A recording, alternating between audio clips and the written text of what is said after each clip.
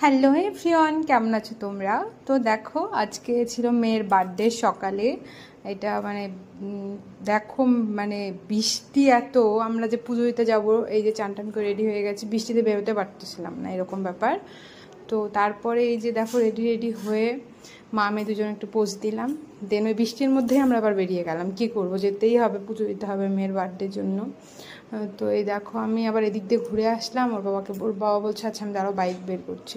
তারপর বাইক বের করে দেন ছাতা মাথায় দিয়ে, তারপরে এই দেখো ছাতাটা মাথায় দিয়ে দেন এই যে আমরা বেরিয়ে গেছি। তো এরকম হয় না, আজকেই দেখলাম সকালে উঠে এত বৃষ্টি, আমরা বেরোবো না এই জন্য হয়তো।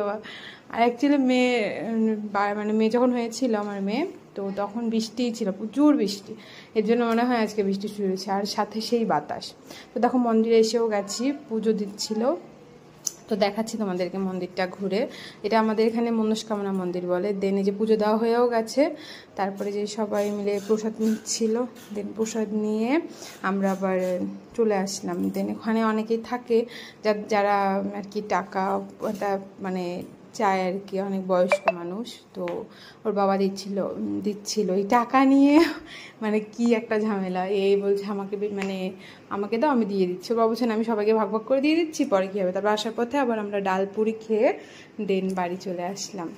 এই যে ডাল পুরিটা দারুণ ছিল। অ্যাকচুয়ালি না খেয়ে গেছিলাম, এর জন্যই বললাম খেয়ে যাই। তারপরে মেয়ের টুকটাক